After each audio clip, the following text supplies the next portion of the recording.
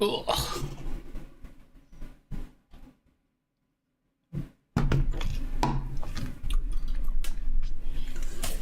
Oh, glasses. Race one.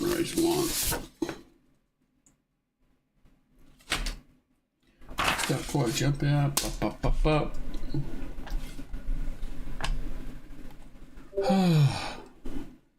What's that noise?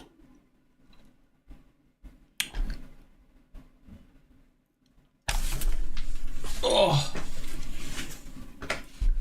Randwick, what do we have? Can I put something here? Where do we go?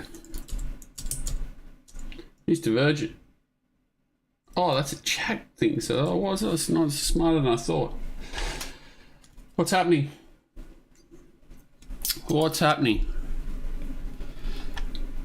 Royale Randwick. Some weird things going on there. What do we have at Southerly? So, where? Checking something.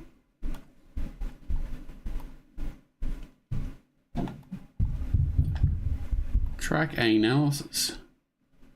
So Southerly's straight up their Khyber from the chute. Sort of helping and across from the back into it's not into in the straight, is it sort of helping in the straight?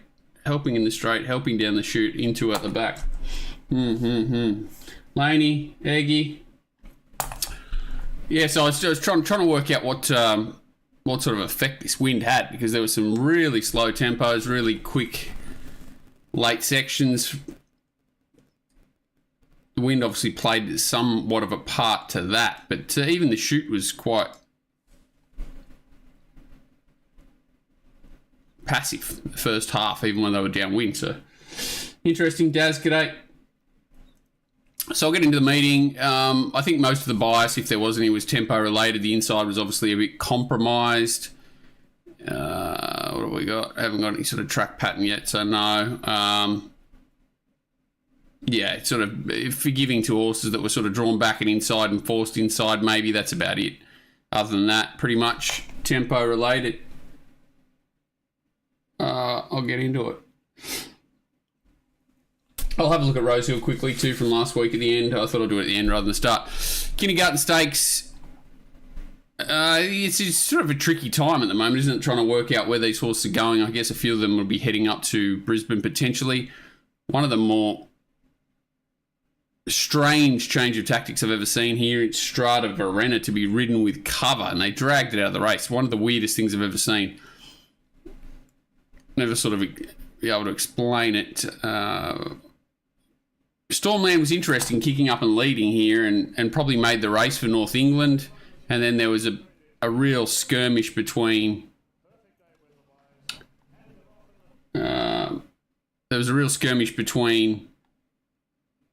King of Pop and Beskar that probably cost both of them having their best chance to win the race. So I think a fair bit went the way of North England here, but it was a pretty even tempo, this one, pretty even overall.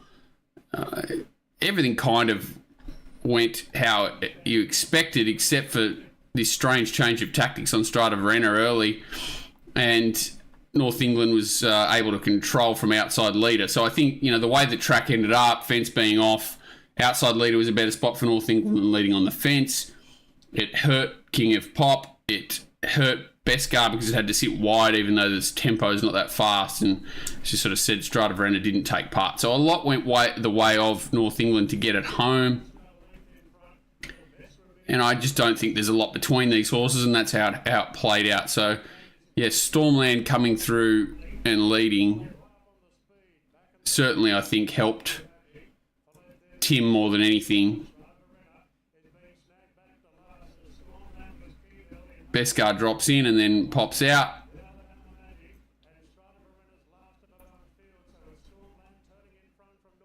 Yeah, Strata Verena just hated being restrained. I don't know why they ran the horse if that was their tactics. Super strange. Alabama Express, or whatever it's called, back up the inside again.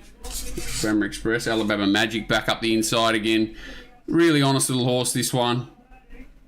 these two bumping each other just sort of put them off stride, and they were unable to sort of gather themselves up in time to pick up the leader, who wasn't weak on the line. It wasn't as if it was a complete fluke of a win. Just a few things went its way.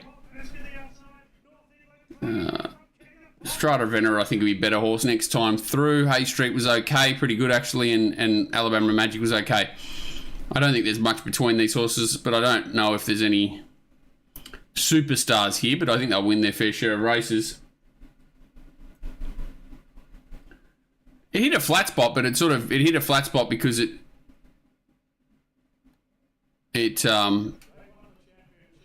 sort of got the wind knocked out of it a bit. I think he was that aggressive when he pushed out that I think he sort of lost his confidence. He'd never done that before, the horse, and he sort of just lost his mind a little bit. But the other thing with King of Pop is he's shown a really good turn of foot his first two starts, and then last time after in the slipper after having to sit wide and really tough it out, maybe he's just a little bit more dour and one pace, like you say. So there could be a flat spot there for sure.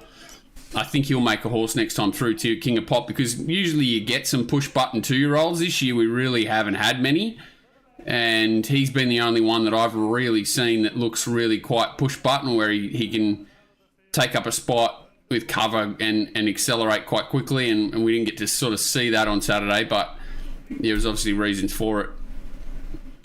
I won't... Yeah, well, I don't know. Wanting further, maybe. Well, he was back in trip too. He was 1,200 back to 11. Although most of them were. It was a bit of a grinding finish. It was pretty even tempo the whole way. But yeah, I think North England will make a horse. He had a sort of bit of an interrupted prep, deserved to win. King of Pop had a really good first prep. Beskar's only in his first prep. Hay Street only in his first prep. So a lot of these horses have got good life ahead of them, I would say. Even Missile Magnate, forgive run sitting wide the trip there. So yeah, I think it'll be plenty of winners will come from it. Just nothing really there. You just want to probably hang your hat on going to Brisbane. Best car's probably got the most upside this prep, maybe. Adrian Knox, what an ugly run race this was. They go 11 lengths slow to the 800, then slow down 18 lengths slow. So there's another sort of second drops out of the race between the 800 and the 600, even though they've walked for the first sort of 1,400 metres, 1,200 metres of the race. Understandably, the strong last 600s, like Polymnia's run the fastest last 6.42 of the day. The winner, Belle de Tel's run like third best 600 4-2, so they didn't really even get going to the last 600. This was a complete sit sprint. A little bit interesting, they do come from the back half of the field, but it looked a race where there were quite one-paced horses in the race, sort of Canny Prince, Dominator to a certain degree, Inevitable Truth, that were going to be up the front, and it looked in their best interest to make it a staying test, even Amplify, and it just didn't happen. They all tried to just sat there and turned it into a sit sprint, and the horses with a sort of better turn of foot got over the top and were dominant late. Belle de Tel was heavily backed, as was Polymnia, so they got the two horses right. I just couldn't believe how slow they went up front, and the one batters really never got a chance to show their best. Inevitable Truth did bleed, so an excuse for it, but a bit of a nothing race as well, this one, because of how slow they went. So Belle de Tel's out the back late, early, after sort of getting checked out at the start. It's obviously got some good upside, this horse. It's only had a few runs. I think they're in Melbourne, and then it's been scratched a few times, trialled a couple of times. A really weird prep for a Waller horse. And they've sort of stretched her preparation out.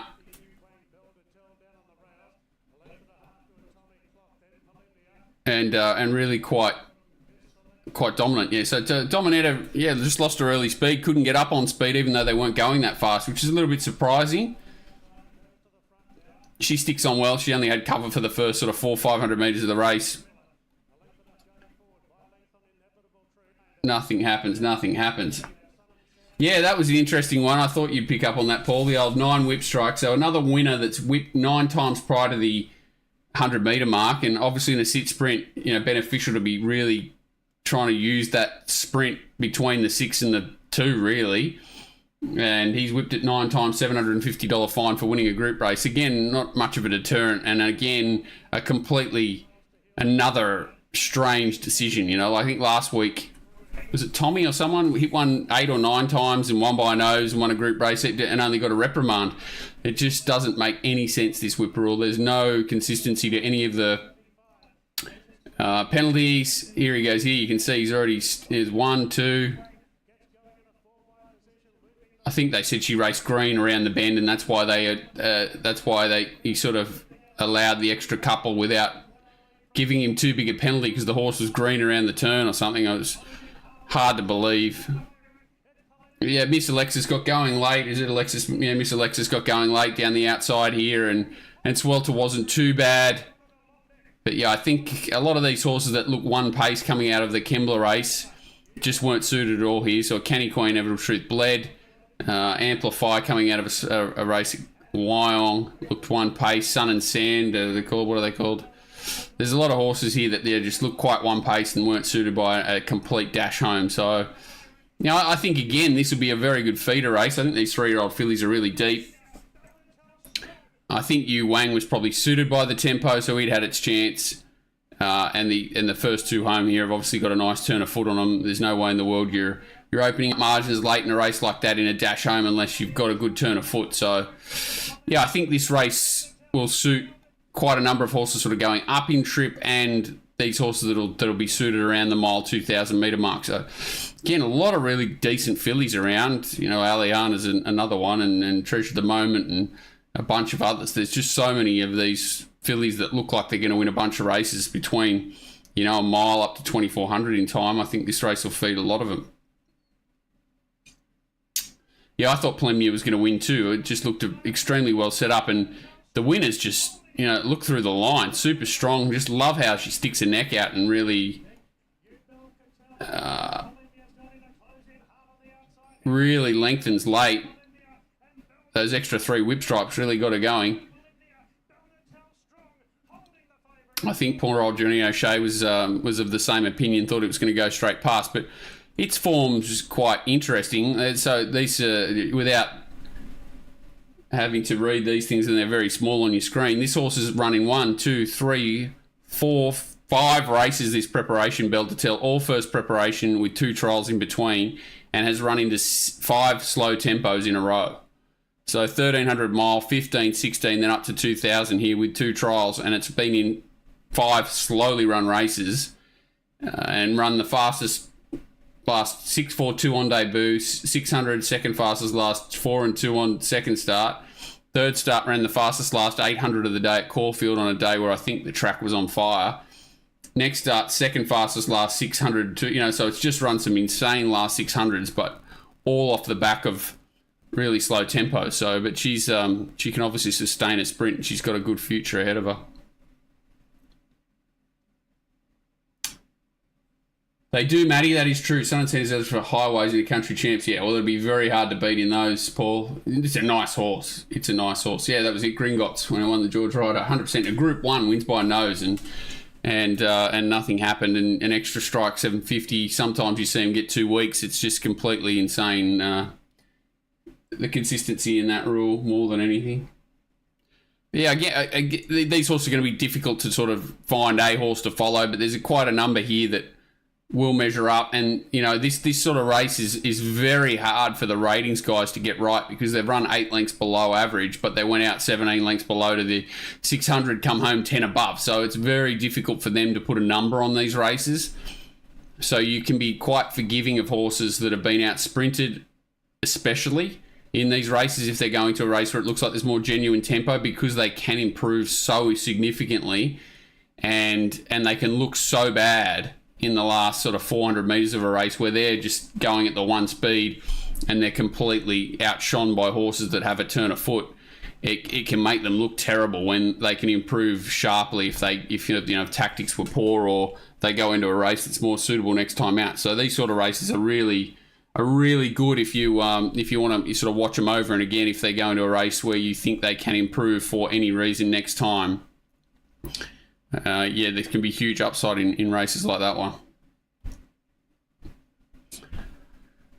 Race 3 was the Chairman's Handicap. Alicante goes into the, I think it's to 250 favourite for the Sydney Cup next week. I can't find any reason why it shouldn't be. Again, they completely controlled the tempo. Visually, it looked like the horse had to work a little bit early, but they go sort of 10 lengths low to the 800. Timmy starts to wind it up from the 800 to the 600 and continues that that run home. So, you know, they've come home 10 above the last 800. Very hard to run a leader down when they're coming home 10 above. But this horse can sustain a sprint. No, this is ratings to win, Tip Team. This is ratings to win. So, you know, I just pay a subscription like anyone else. And Paul sort of lets me use it to show people a little bit simpler than it would be otherwise. But I don't know what to do with Birdman. I think Strathay again was just given an absolute barrier trial. It's it here, back here, but it was better this time, Birdman. But I don't see Birdman turning the tables on a horse like Alicante in a Sydney Cup. Whereas I could see Strathay turning the tables personally. There's obviously got to be a gap between them in the betting, and Alicante has to be the one you favour. But I'm assuming it gets a run, Strathay, whereas Alicante's obviously definitely does. So it's on the inside here, just copping a little bit of pressure, but they're not going super quick. And strangely, you know, they sort of press on to take the front off Timmy, and then as soon as they get there, they want to drop anchor. And Tim was lucky enough that Winona drops off enough on the horse outside the leader here. What's it called? It's not called Possibility, is it? What's it called? Positivity. Outside the leader. Just dropped off enough to allow Tim to pop off. If he had been stuck behind the leader, it might have driven the horse absolutely mad. But yeah, he does the right thing. Tim pops off. Again, it looks like he's pressing the tempo, but he's not. They're just allowing to absolutely dictate. Desert Hero, what a pull up 1 out of 5 lane, sat wide, no cover the whole way. Don't know if we'll see it again out here anyway, so no real issue. I think they put a barrier trial on it, so we probably won't see Desert Hero again. Birdman sneaking runs up the inside here, so it had the perfect run. I think this is Birdman, isn't it?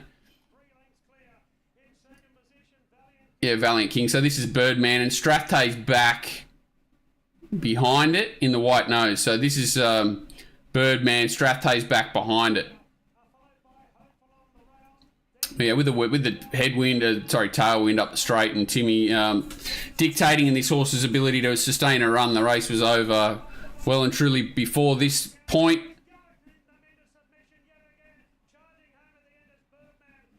This is Strathay coming through the middle, just crying out for a rider change. I don't know whether they've been cuddling this horse to the Sydney Cup or what the story is, but it's basically been not put in the race at all on any stage in its last few runs at all, Strathay, and allowed to run home late. And it never really gets balanced up. It's obviously desperate for a new rider. If it draws a gate and gets that, I think it could improve length. So it runs the 4th fastest last 200 of the day. Birdman the 9th fastest. Birdman ran the fastest last 800 for the day. So its effort was good. Sneaky runs again. Athabaskan went okay. Don't think it's going to sort of turn any tables in a slipper or anything like that. It looked like it was certainly Strathay was running away from it late. Valiant King was a little bit better. There was some money for it. Waltham was all right. They weren't, going to a Sydney Cup, which I think a few of them will back up. I think the only horse I could see really as value in the race is Strathay against Alicante.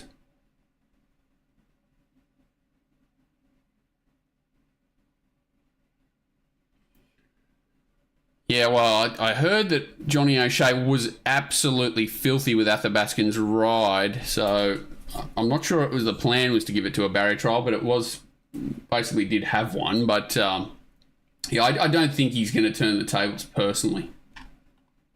Yeah, I just thought, we're going to talk about it later. I never talk too much about the futures. There's never much there anymore because the prices are so ridiculous these days in these early markets. Like, I laugh with this one, the Australian Oaks. You got $1.70 Treasure of the Moment, Aliana doubtful $3.50, $6, $6, $8, $11. So you've got, whatever that is, bloody 60, like there's 150 in the top 4 or something. It's just crazy, these early markets. But I did think, and that's without looking anywhere, and I don't know if it's in the race, but if you can get $10 a place Strathay and it's going to be in the field, so I haven't really looked at the, Alicant's 52 kilos. Like, I can't see it starting black odds fair. Like, I can't see it starting black odds. If anything,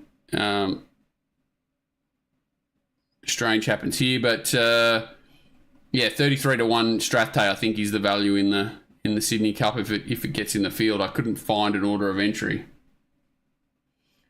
No, it won't back up, and it's got a trial as well, so it'd have to trial if it does back up. Carbine Club kind of went to script. You got the feeling that even though it drew to take a sit, that the way that the Hawks camp and Tyler were talking during the week, that they were supremely confident they just round up, evaporate here, and 17th. So I think that should be okay. I don't think getting a picnic really matters. I don't think getting a picnic matters to Alicants. If you can make an 800-metre sprint, it won't really matter. It start before it maintained a strong tempo the whole way and smashed him as well. So I don't think I don't think there is a tempo that can hurt Alicants. It looks pretty bomb-proof, really. But obviously a faster tempo may suit a horse like Strathay. Yeah, it did look like they were going to ride this horse pretty cocky. I think Tim running along certainly sucked the sprint out of Swift Falcon as well, made him sort of make a long run. He's run the 4 fastest last 800 of the day, but he spent his money between the 8 and the 200, really trying to make up an unsurmountable gap. He was out of play. So if the real Evaporate showed up, he was always going to be in a lot of trouble off the trip back from New Zealand.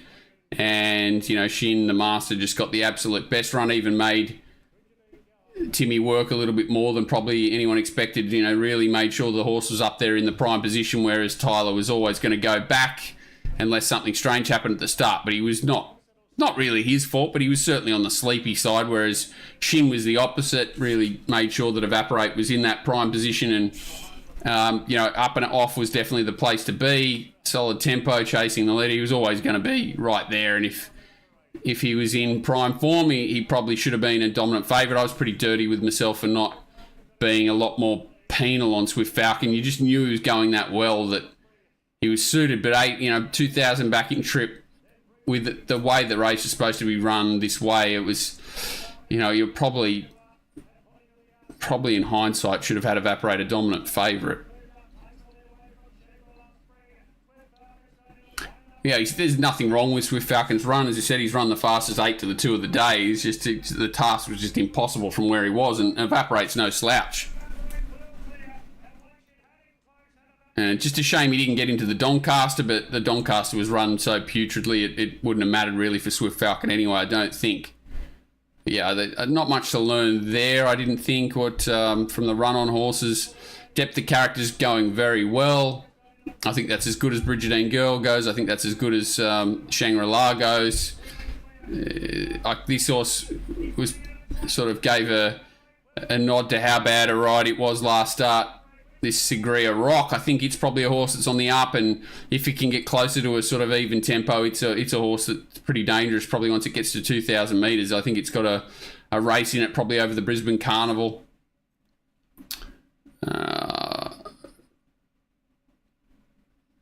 Potentially, definitely looks like it's got some middle distance ability. But that's about it, I think.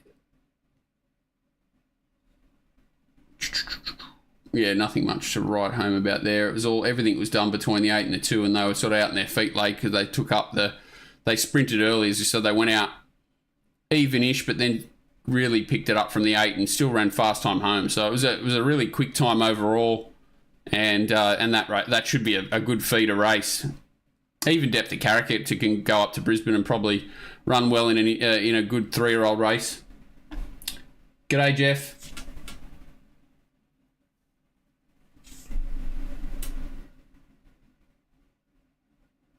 kinesiology.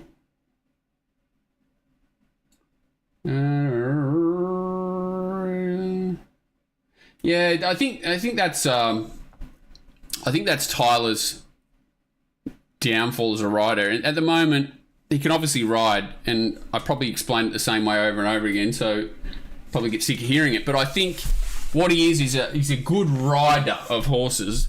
His tactics are not good, and his adaptability during a race is where he's got a lot to learn, and he's got a lot of upside in that manner. So, you know, he can ride a horse like Briassa and he can look like Darren Beedman, or he can ride a horse like Briassa last start, where he set it in impossible task, came wide, and really didn't understand the only way to win the race was to save ground.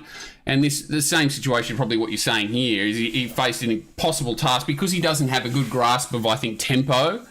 He doesn't understand that, you know, well, I'm in a position now where I can't win unless I do this.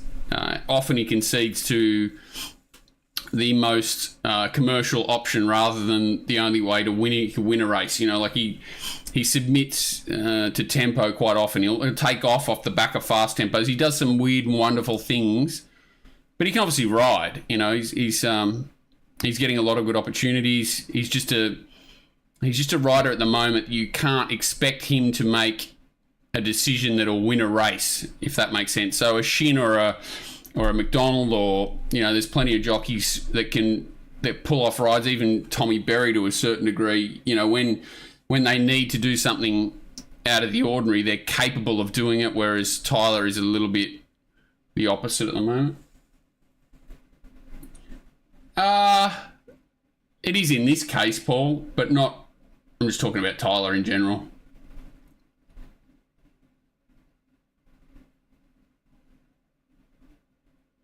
A really good jockey would have had a plan to sort of, I think, 2,000 back to 1,600, erred on the side of being more positive at the start than negative. I agree with that, especially in a smallish field.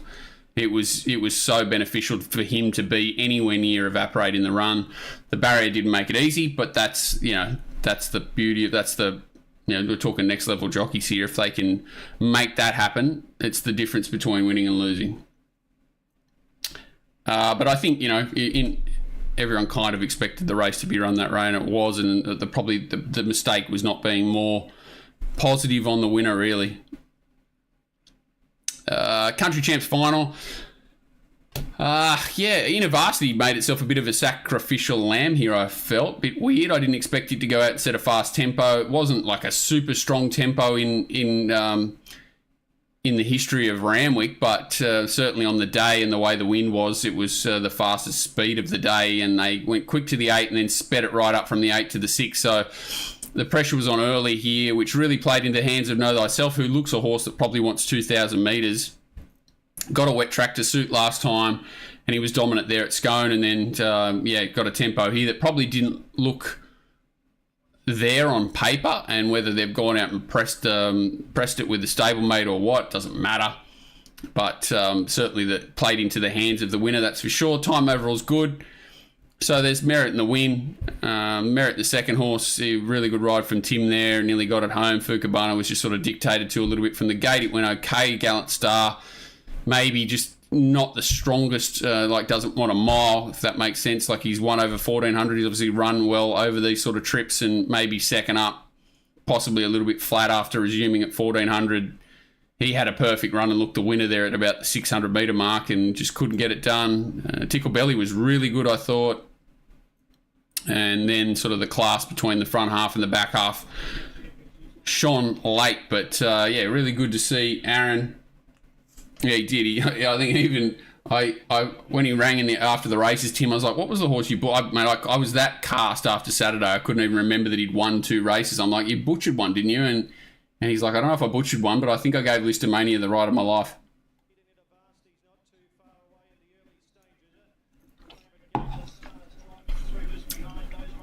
He's a funny horse, Listomania, because he was an absolute lunatic early. And he's one of those few horses that's really, the penny's dropped to a certain degree. He's not the most talented horse in history, but certainly getting a lot more out of his ability now than they did early in his career when he just used to do everything wrong. He's always had a bit of an engine, but yeah, he's really doing a good job now. But yeah, I don't know why these two up front wanted to really push the speed. There's a Ritzer Tycoon there. He never got into a spot. Gallant Stun. You wanted shares in Gallant Star here on the bend when it peels around him 3 wide. So Tickle Belly, yeah, like it's very weird to a horse that's really suspect at that distance to want to put it to the leader when they've already gone that fast. It was a pretty ordinary ride on Tickle Belly. I thought it went enormous.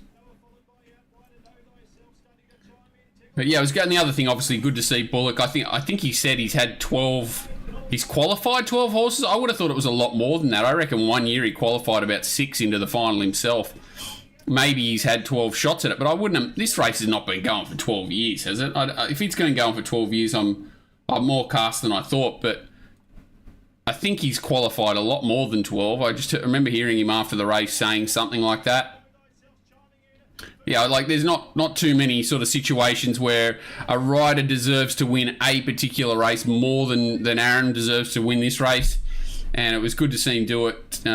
Funny that he shafted Timmy. He mentioned that he let out a big roar across the line and Timmy looked a bit dark on him, but that made me laugh, and I was sort of an extra bonus that Timmy got shafted and it was Aaron that did it. But yeah, I think again, these horses are not going to really go anywhere from here, are they? Like in this preparation, maybe Know Thyself will go up to Brisbane and could be competitive, especially over a little bit further. But most of these horses will sort of punch around in this grade or similar now. But yeah, Tickle Belly absolutely flying. Its run was huge. Who would have ever thought it'd run 1400, let alone go as well as it has? But yeah, I don't think there's much to see here. Really. Nothing much we can suck out of this race as apart from going forward in the future. It was just sort of more dissecting what happened.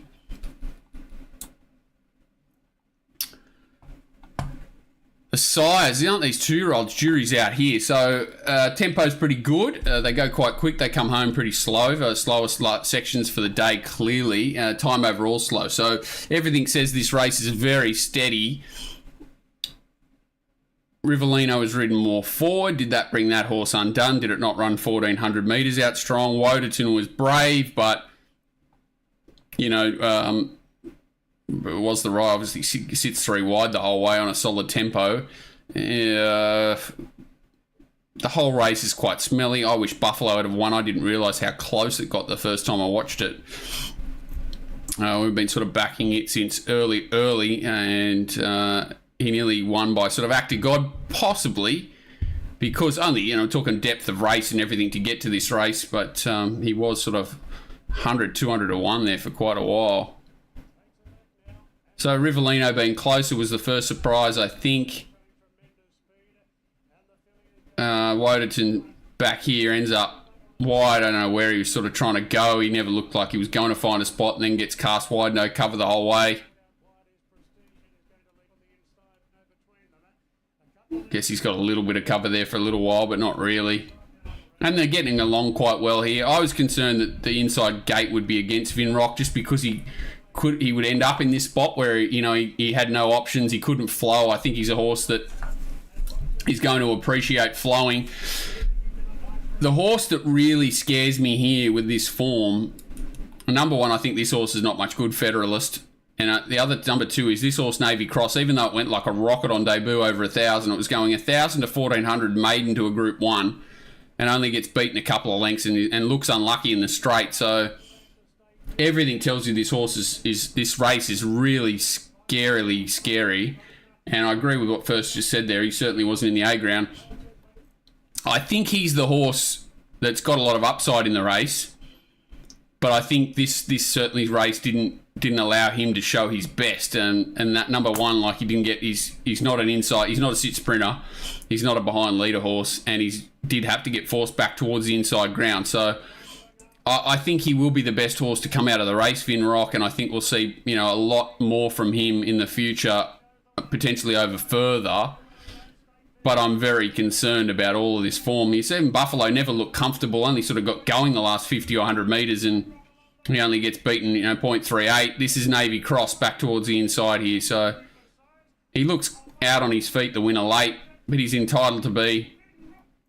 Woden keeps lifting after sitting wide the trip. Rivellino never looked really the winner and gets beat half a length. And this is Navy Cross here. Is that what it's called? Navy Pilot, who's run second last, beaten 3 lengths, and, you know, basically wasn't tested the last 100 metres or so. I don't really understand what happened there.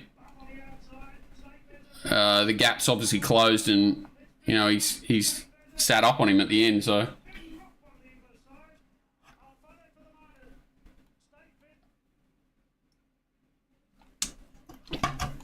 What I would be wary of,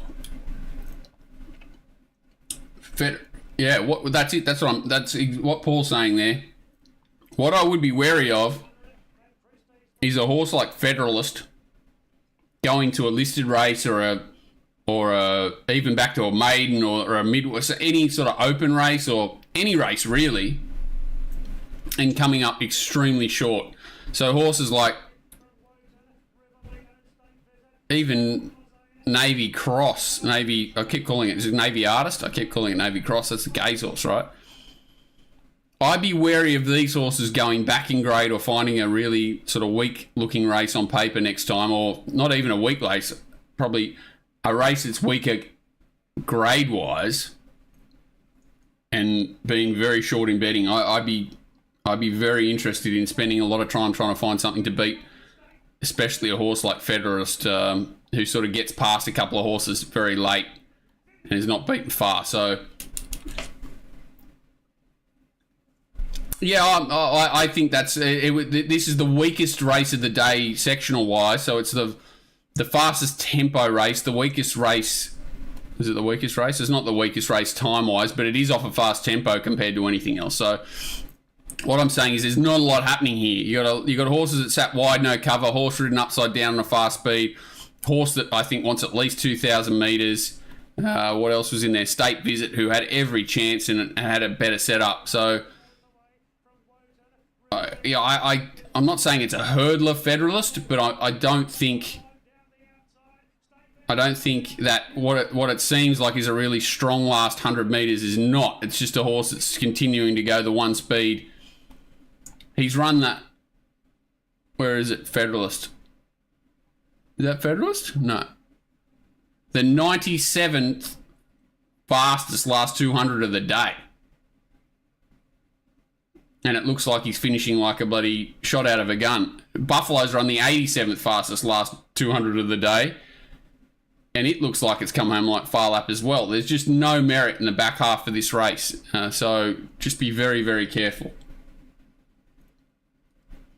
And that's what I'm saying, Matty. Everyone will see that. And I don't think it's a strong Group 1. I think it was flattered. And I think it could go to a maiden over a mile and get beat. Obviously the right mile. Yeah, obviously it's got to have something with some ability to beat it. It's not just going to get beat by anything, but I think there's upside in being against it rather than being for it. I think it was flattered by a pretty steady race, tempo, pattern, everything was in its favour, and it's done nothing really apart from run well in a Group 1, which is, you know, something, but it's not done a lot. It couldn't have finished closer, beat a couple of horses late, da-da-da-da-da. Anyway, we'll find out in time.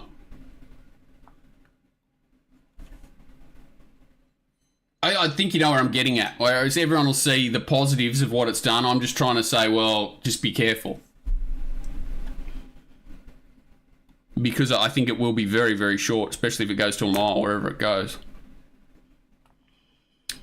TJ Smith, softish tempo, just below even, but they actually slow down from the 8 to the 6 here, which is kind of interesting. They rip home. The winner, every possible chance. Basically, this race went completely to script. Overpass leading, Magic Time on its back. Briassa hopefully in the 1-1. It landed that spot. Every other horse in the race going to be up against it to sort of run them down if they controlled the tempo, which is what they did. So this race went completely to script. He got out to $8 late, which was good for me personally, because when it was $4.50, I sort of was a bit shy. But once it got out late, I sort of had a couple of little shots at him. But Jimmy Star was huge again. He was huge again. What would you do with him? Freshen him up for a Stradbroke? I don't know, but he's absolutely flying. I think he wants that extra. I think he wants 1,400 ideally. That sort of 1,200 metres, especially deeper into his prep, I think he's just not quite sharp enough. Sunshine Paris out the back again. There was another... Headwell was a good run. Headwell's the one that psychs me out. I just know Headwell too well as a horse that he's just a different horse now. He's just an unbelievably strange late bloomer, Headwell. He's definitely got only a short sprint, and he's going to be hard to catch in life. But if you had told me he's going to run third in a Group 1 weight for age, I'd have you committed. And he's putting together good performance after good performance. So he's definitely a different horse now, Headwell. And I'd love to know. I'd love to talk to Matthew Smith about what's changed with him. So yeah, as I sort of said, controlled tempo. I Am Me outside of Overpass. Magic Time behind Briassa. Perfect run. Komochi out wide. Brave as always. Snitzerland doing Snitzerland things. I couldn't understand the go for Jolie Star. I accept that she's got excuses here, sort of forced back to the inside, but I just don't think she's that good.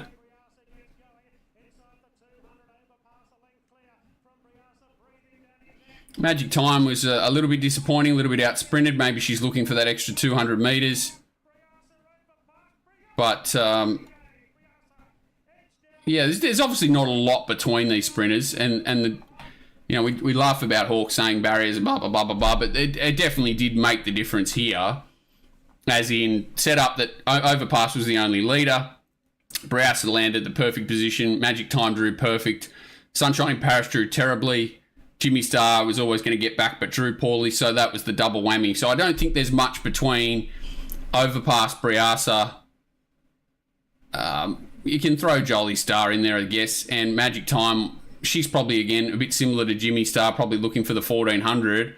Sunshine in Paris. Whoever drew the gates, had that right run, they were going to win this race. There's not a lot between those 4 or 5. Komochi as well, I think up to 1,400 metres, she can improve. And now you've got to throw a horse like Headwell in there. He keeps improving. Jetabeel had the perfect run for him. I don't think he's got the class of those horses, and I think in this particular race, he had the best run he possibly could. And he's got a short dash to allow him to sort of be there and stick with these horses, especially in a sit sprint. But he doesn't have that extra length and a half, 2 lengths, 3 lengths up his sleeve to win a race like this. I would have said he was a similar horse to Headwell before, but Headwell, maybe has gone to another level. Did look unlucky there, if anything, really, obviously. Yeah, the sprinters, there's not much between them. Good to see a horse like Briassa emerge, and what is he, 6 from 7 or 7 from 8 or something like that now. So no knocking him, no knocking Overpass. We all know he's a highly talented horse. He'll go to the Quokka and probably win again. And hopefully he'll get $4 again. But, yeah, these horses will all be competitive in the I don't know if Briassa will go there. Maybe probably will. I don't know. But, if Jimmy Star goes to the All-Age, Komochi goes to the All-Age, Magic Time, they'll be hard to beat. I assume Sunshine in Paris heads there as well. I assume Jolie Star heads there as well. So they'll all probably clash again in a couple of weeks.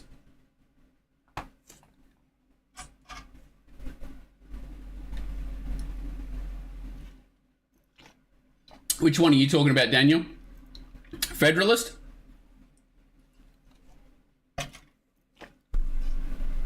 You would think, all age, I think, Jimmy Star. Quokka with who? With Jimmy Star? That'd be tempting, wouldn't it? You probably would go to the Quokka with Jimmy Star. I think, tempting either way. And I'd back Jimmy to beat Headwell.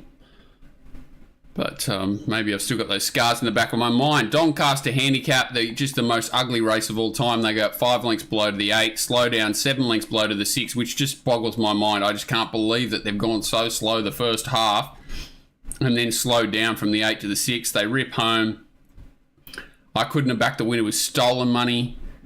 I can't believe how good NCAP went. This whole race was just putrid. I like Firestorm, but sit sprint, lots went wrong. Probably needs further. So probably a combination of me getting it wrong a touch, Jay absolutely butchering it in the way the race was run. Gringotts was quite disappointing. Just such a smelly race. Militarized looked great late.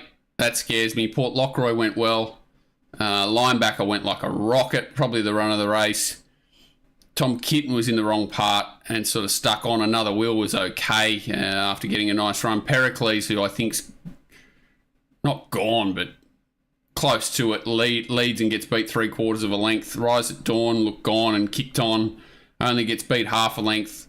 The whole race is just so smelly. Royal Patronage sat wide, no cover, but obviously the tempo helped him and only gets beat on the line. So, yeah, it looked like a highly competitive but a deep and good race, and it turned into an absolute shit show, even though it still ended up a good race. I just think if you run this race 10 times, you probably get 10 different results. Good luck to the Steffi crew. They deserve a win. He's sort of a bit unlucky in the Golden Eagle last time and has been hard to catch. I think this is its third win, isn't it? I think it's won a maiden or something at Bathurst, or a maiden in a Class 1 at Bathurst, and it's won a Stradbroke and a Doncaster or something like that, isn't it? It's got some of the most crazy form you've ever seen.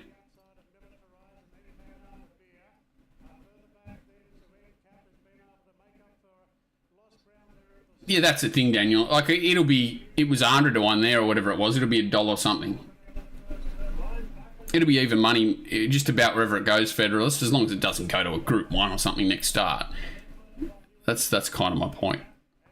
But yeah, look how slow they're going, just embarrassing. Another wheel 3 wide with cover on the back of Royal Patronage, which is probably a perfect spot here the way the track was. Steffi Magnetica back inside at Port Lockroy in a perfect spot too, the way the race is being run.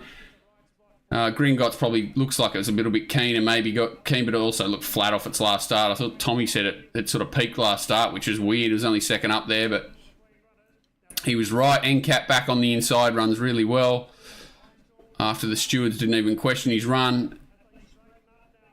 I don't know what the tactics were or whether the linebacker just didn't jump at the start. It obviously didn't jump that cleanly, but yeah, he was really good. And it was amazing comments from Zach Lloyd after the race to say basically he's never seen a horse that looked so good and went so good get beat in a race. So that's a huge compliment from Zach. But I didn't think there was anything too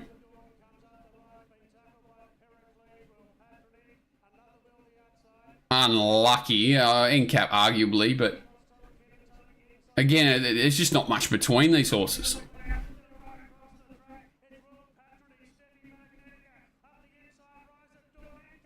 Now, if you wanted to take one home, it's probably Linebacker. He's got rats in his head, but he's got the most upside in this race. She's probably won by Act of God to a certain degree. As I said, you just run this race 10 times, you get 10 different results. I don't think there's any other answer to this race. Linebacker's only sort of, I think they missed the boat not running in the Rosehill Guineas. I think he would have won the Rosehill Guineas. Mute argument now. Where do they go with him now? I don't know. Do they sort of let up on him now or do they push on? I'm not really sure. I doubt they'd go back to an all-age. Start was interesting. Like, where is he here? He's sort of in a neutral spot. These are all the horses that end up getting perfect runs. Well, Port Lockroy certainly did. And he doesn't not give the horse a dig, but he only sort of half gives him a little squeeze and then grabs hold of him quite aggressively. So maybe that was their plan. I'm not really sure, but you sort with a lightweight, you expect them to roll forward and use it, and they didn't really. So yep, Wellington. I think Steffi won. She could be. I thought Kit was in the quicksand. Yeah, well, that's it. That's like Tom Kitten draws a gate. He probably goes very close. The QE, what's he, 2,000? That's a very interesting option, Sacred.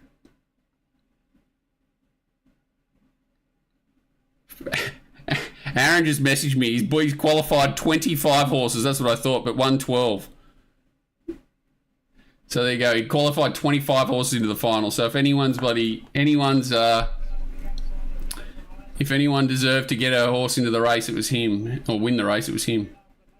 But he'd won 12 of the qualifiers. There you go.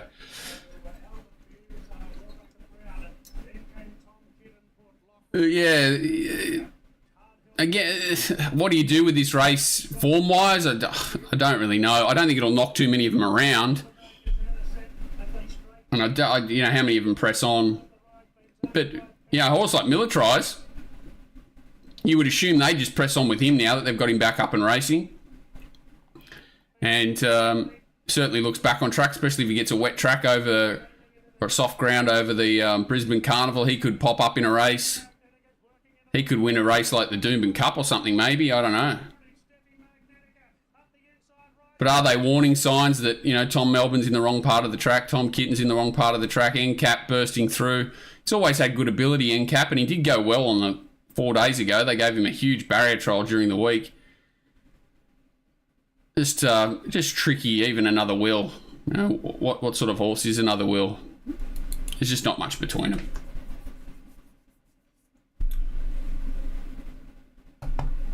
Expecting a stronger tempo, but it's always fraught with danger, isn't it, Paul? That one, the old riding him negative, expecting a fast speed. It very rarely plays out crazily. Fastest 600 of the 200 of the day was at linebacker. So it's definitely done a lot there. Yeah, it's got to be.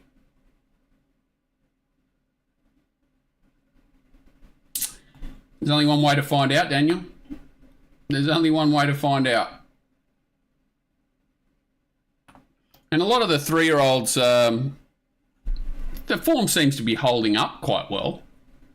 I don't think they're vintage champions, but they're not. Yeah, and lining up against Fire Sustain is probably the only way you find out, really. I don't know. He's got no ball, so, it's not as if they have to worry about. It's probably about placing him to get the most money out of him now, isn't it? AJC Derby. This horse went like a rocket. I didn't especially think she wouldn't run the distance, but I did think it was a query.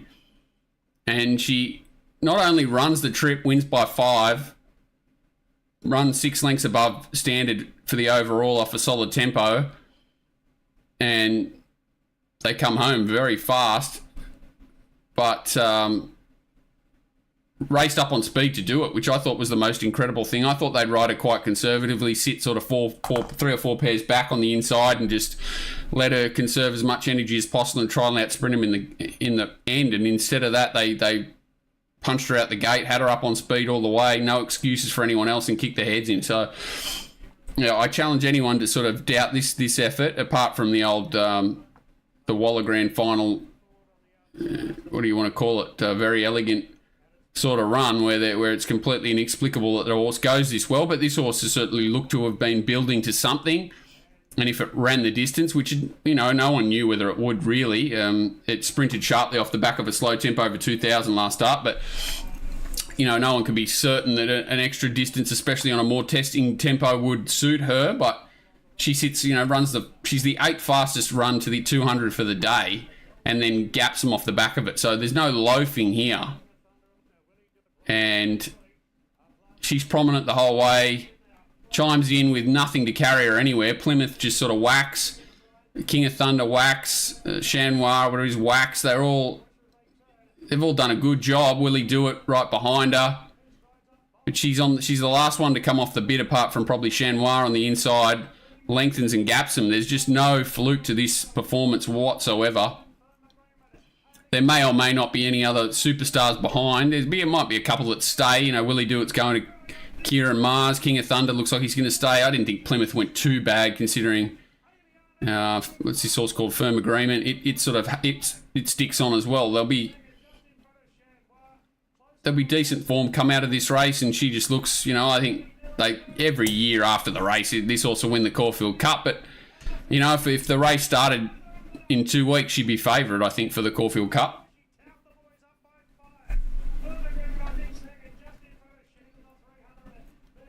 So, yeah, she's a star. She's a star.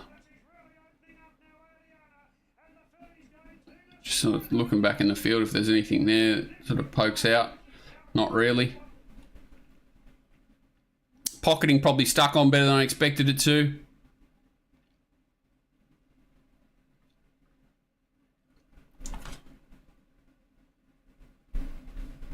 Yeah, that's about all it was. The authority for the common thread between veer and linebackers broadsiding. How much better is...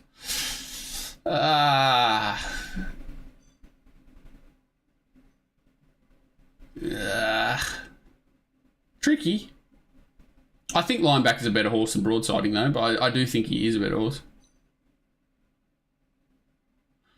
Well, I would nearly be certain. Obviously, it's won the Derby, and the other horse hasn't been, or she's won the Oaks, Melbourne Oaks. But I would nearly be certain that if they raced in 2 weeks, that Aliana would be favourite. I'm not saying it. What am I saying? Yeah, I think the market would side with Aliana over Treasure of the Moment, even though she's got an incredible record as well. Willie went good. He's just a stayer, isn't he? I don't think... well, is she? We're having like it's actually a good debate between, you know, if she lined up in the Oaks, for argument's sake, who would start favourite? Or who would you want to back? So, you know, there'd be a lot of people in her corner say she's absolutely unbeatable against Treasure of the Moment, and you might get 6-4. So she may be a betting proposition. I didn't think she was a betting proposition when people were absolutely smashing her from 350 to 225 on Saturday, but they were completely right and I was wrong there. They just absolutely annihilated her.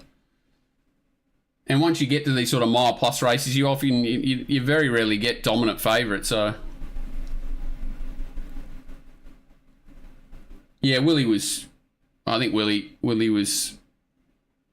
a reset, which you'll get now.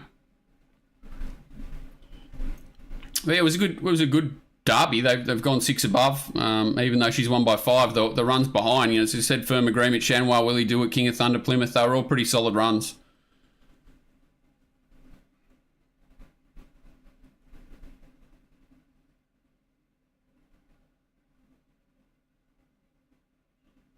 And Daniel, I think that's his pattern, Waller, which you've got to be observant of, especially if you want to take futures betting and whatever. It should be dangerous in a Cox Plate. Could have been first, but that's what I mean. That's what I'm not saying that there's. I'm just saying the market, especially with that, would gravitate towards her. I think now being that authoritative over the Colts and that, but I'm a huge Treasure of the Moment fan as well. I would love to see the race, but that was a pretty special win. And the way she can sustain such a long turn of foot, she would be very dangerous to a horse like Treasure of the Moment, who's sort of an up-on-speed horse, and you know, and now she's got that string to a bow that she can sit a bit closer as well. Aliana, Jesus, she's a pretty scary prospect, and yeah, I just can't sort of. It's a good thing to worry about. Good thing that she's going to be like had a string to a lot of debates, you know, which is good. All these fillies being progressive is great. I think it's because they don't sell them to Hong Kong and they don't retire them to stud anywhere near as quick. So we're going to get to see these horses race on, and that's a positive. And it's not a coincidence that the 3-year-old Colts and Geldings aren't anywhere near as strong as the fillies. And every year we're seeing, you know, mares are being the dominant ones at Weight for Age racing, pretty much, unless they bring out an import or something like that. It's not a coincidence. It's 1-on-1's 2. We sell all the you know, talented Geldings, and we retire all the talented Colts. So what are you left with every year?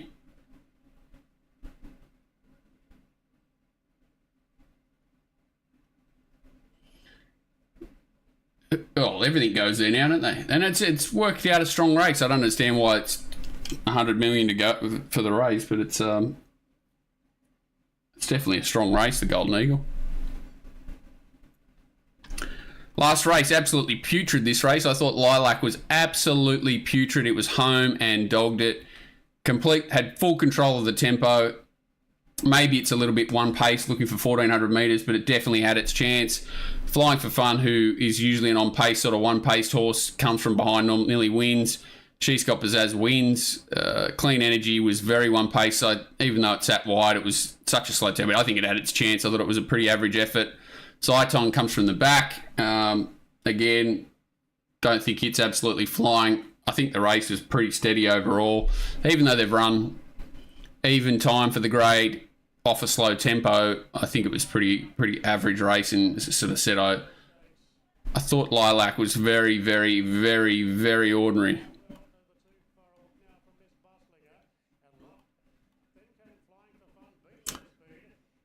So I think it has covered nearly the whole way, Clean Energy, even though it doesn't. I think Lilac's sitting one off, and what's this horse? Miss Bustling is sitting 3 off. So it's a 2 off, 3 off, and Clean Energy has cover for most of the race.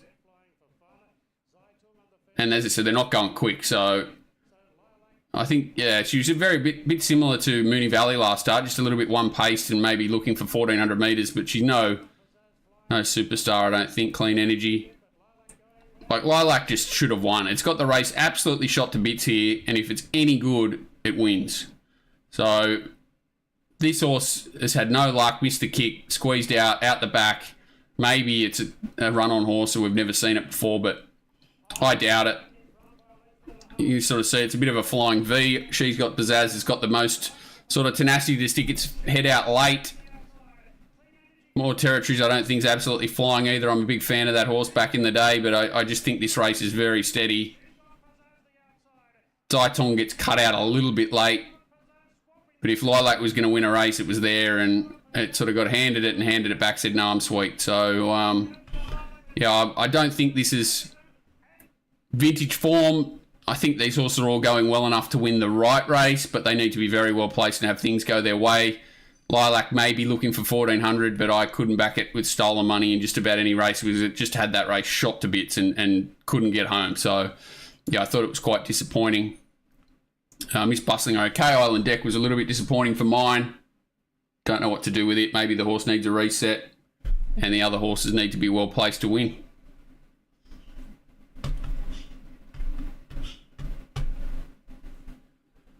That was about it. Is there even any point looking at this Rosehill race? I'll have a look at it very quickly.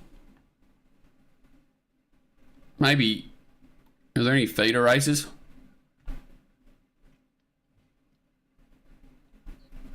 It was hard to run on, wasn't it? So, it's hard to run on wide. So, the Tancred was solid. A couple of those horses go to the QE, I guess. Does Duke de Sessa go to the Sydney Cup or not?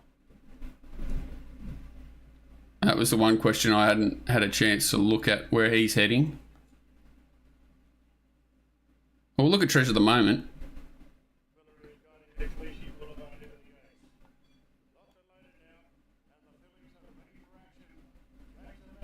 Yeah, Morpheville Race 8. I'd like to see what the section was, their last section there. So the interesting part about this in comparison to that, a very different day. Everything was completely different. A lot of faster tempos here, but they did go very fast here, and the time overall was very poor. So there's another reason why I think Lekvart would start favourite, but a very different day, as you sort of said. The times overall, nothing broke the clock except for pocketing, and that was off the back of an 18 length above tempo. The Doncaster Pro You'd ran a faster time as well, but this was not fast time off a fast tempo, so it doesn't even look like they're going quick here. So it was a bit of a weird day, but stop-start, Treasure of the Moment sort of is forced to maintain a longish run here. The second horse had the best run you've ever seen in your life in comparison and couldn't get past it. I think there's just sort of no fluke to the win, obviously. Very talented horse, strong win. And if anything, I thought Verona Rose went quite well, but it was completely flattered as well by the tempo, and the only thing it was hard to run on wide that day. But, yeah, just tricky. She's $1.70 in the Oaks for a reason. Who's going to be chasing her? Probably only a horse like Verona Rose. So, she's justified short price favourite. Just a bit of a smelly race, but she's certainly done a good job there. General Salute was great again. Doncaster Pre. There's nothing really coming out of that, is there, that we need to look at? And Vauban was huge in this. I think he ran the second fastest last 200 of the day. So the Duke was a bit stiff to be driven mad by, was it Nash that took off? So he's got full control of the race here at the moment, Nash.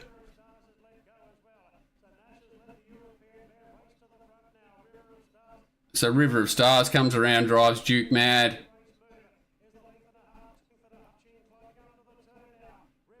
Definitely no argument that, the right horse didn't win the race.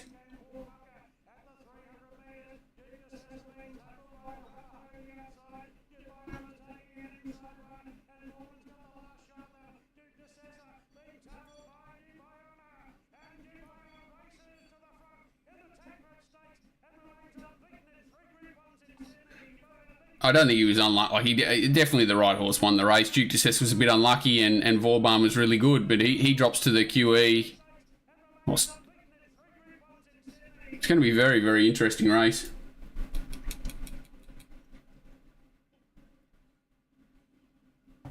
Yeah, it's an interesting one, Sydney Cup. I don't know which way I'd go. He wants a wet track anyway, which he's probably not going to get.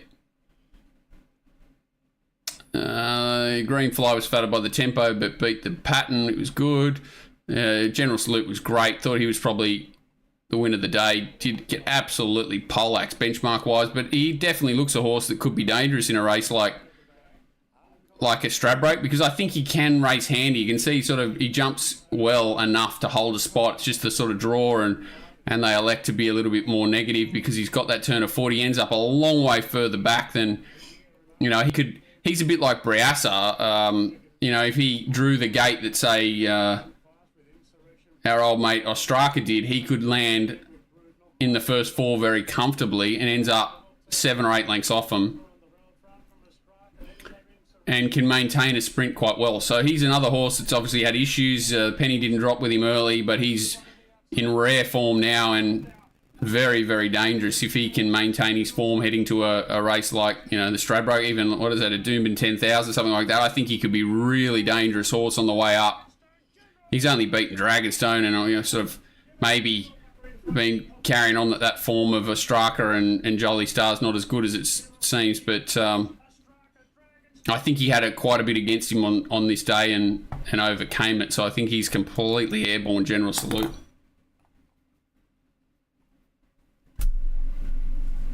Yeah, they're desperate to win the Melbourne Cup. Absolutely.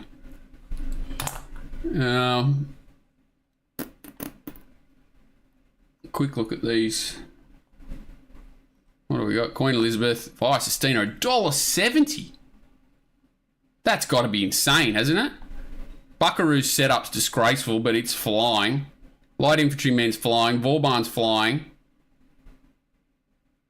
That's got to be ridiculously short. $1.70.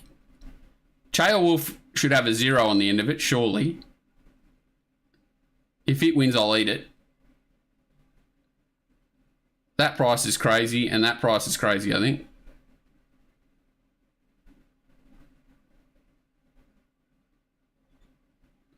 She's a very good horse, but that's ridiculous. She's been absolutely ideally placed the last couple. What am I missing here? $1.70, or they just jam it into those prices so everyone will multi the crap out of her. It is 2,000. It is 2,000, so that probably helps Buckaroo and Light Infantry Man, probably takes Vauban out of it. But the only thing Vauban will want to do here is make this a test if he can. So if he can, which will liven the race up a touch. Jeez.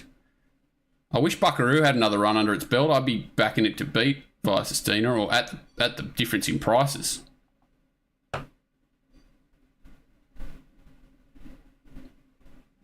Is she a chance of going there? these noms have been out for 1,000 years. You've got 47 noms for the race. Interesting. Queen of the Turf, Fangirl of Tissue. Ugh, yuck. Yuck, yuck, yuck, yuck, yuck. Amelia's Jewel. Pride of Jenny. Well, how far is that race? Is that a mile? It's got to be a mile, isn't it?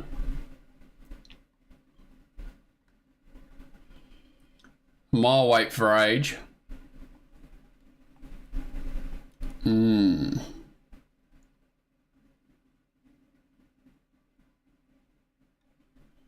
if they could back up Firestorm in that race. Probably wants further anyway, but it would be interesting. $1.70 Oaks. There's nothing scary there, is there? Who's Like a Lucy? Why have I never heard of this horse?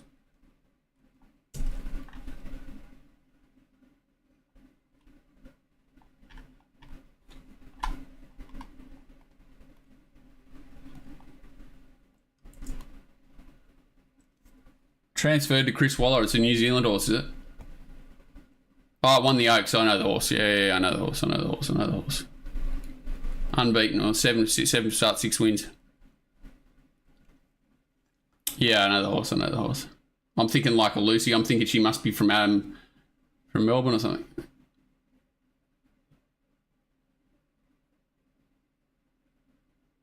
Stradbroke for Firestorm. I'll freshen it up or something. Beldatel will be interesting. It's probably the horse. Yeah, I don't know. It scares me that... I like this horse for Ona Rose. Nothing there anyway, from early perspective. Sydney Cup, nothing there, except for I do think that this horse, if you know it's going to be in the field, or even if the final field comes in and it's still $10 a place, I think it's a huge price. Yeah, I would have it sort of closer to that price to win than the place, which is probably most of the time when I get excited about taking a place price. I'm not excited about this one, but it's when you've got the horses, the place price, the win odds you think it should be, and I think that's pretty close to the mark here. And it might be better for other places, but it's an interesting horse. Percy Sykes. Tempted. Oh my God, haven't they said it? It's going to have 14 grand finals. Tempted. Inkaruna. Memos had 14 grand finals. Within the Laws had 14. Within the Law fell over, didn't it, in the slipper? Bella Zane's running that race the other day. Strata Verena went like a buster. Wooten Lass coming out of a maiden win. Savvy Halley.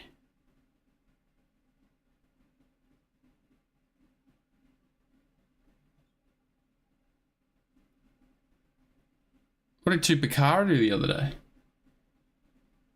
Which one? Which horse is it? This race will be interesting because if the market's anything like this, anything could win. Tempted's dead set. We're racing the Diamond, the Slipper, and now they're going Percy Sykes. Yeah, it's always it's often a bridge too far race, Paul, I think. And Memo raced in the Magic Millions, didn't it? So it's gone Magic Millions Slipper. Oh, it didn't run in the Slipper, but it's bypassed it for this, but it was in the lead up to the Slipper. Within the Law fell over. Inkaruna. Is Inkaruna the thing that chased home the start before? Chased home the other Godolphin thing. Chased home Tempted. Yeah. Arrowfield Sprint. Oh, well, good luck beating Autumn Glow.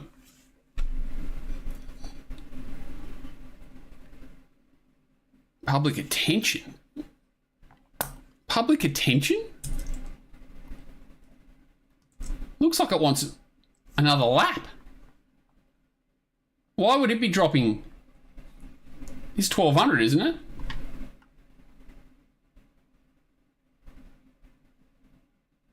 Why would it be dropping back to 1,200 metres public attention? It looks like it wants 2,000.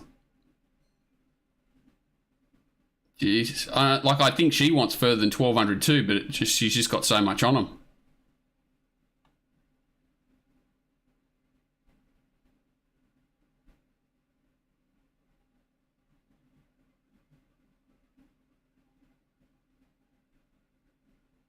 Oh, long shot for the place. Strathtay.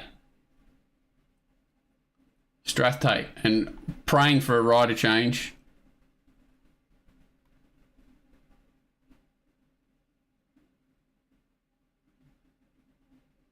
Bendigo Guineas, Fernhill Handicap.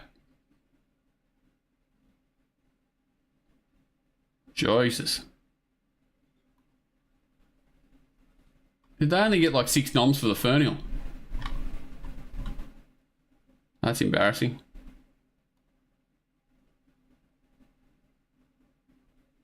Melbourne, yuck, yuck. Anything else to look at?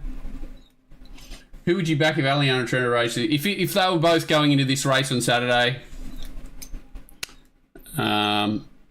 unfortunately, you've got the recency bias of what you did to them in the Derby.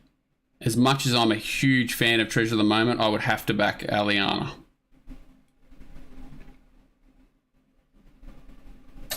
I think she's just a little bit more adaptable, and you've seen what she can do. I'd love to see the race though.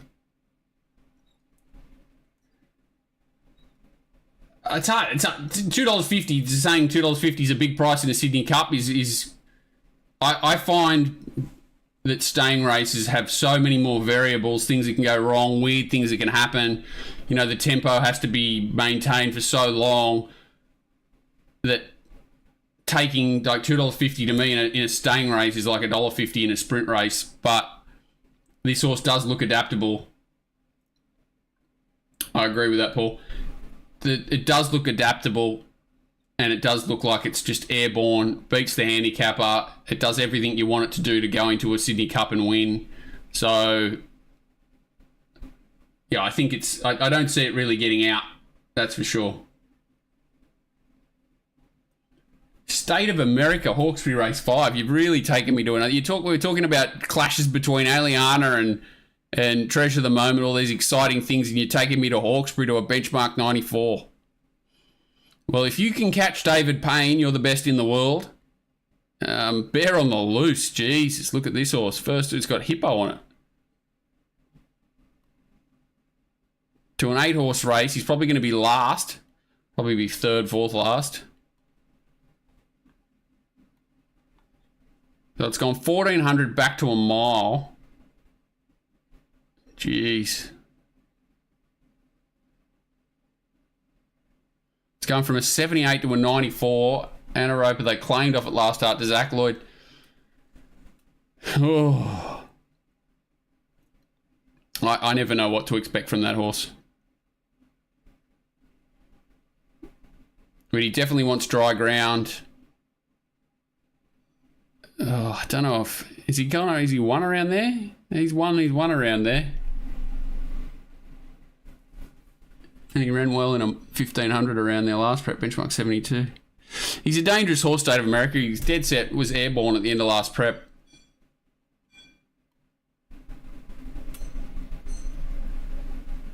Oh. What price is it?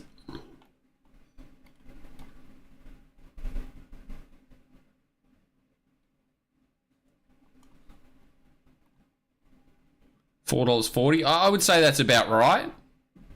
It's about a $5 chance. This thing of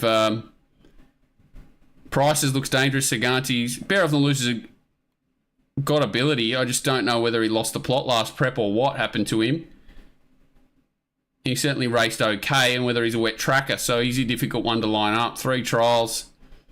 Timmy trolling him, then not racing him is an interesting one. Bold Mac's been very unlucky all prep, but he's drawn wide. He's going to get back.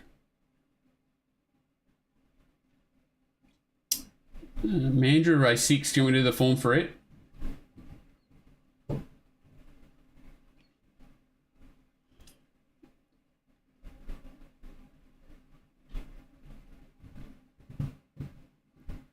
Look at the colours. Look at the colours.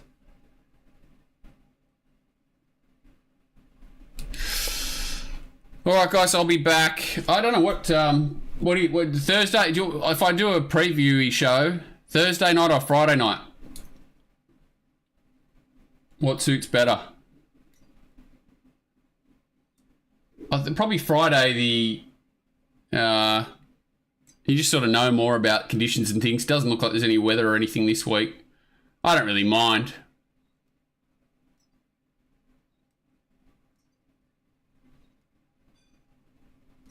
Friday. I think Friday probably makes more sense. Especially when I don't have anyone throwing money at me. All right. Cheers. Thanks for coming along. Appreciate your input. As always, thank you, everybody. Nothing too exciting there, but we're nearly into the Brisbane Carnival now. It's pretty crazy.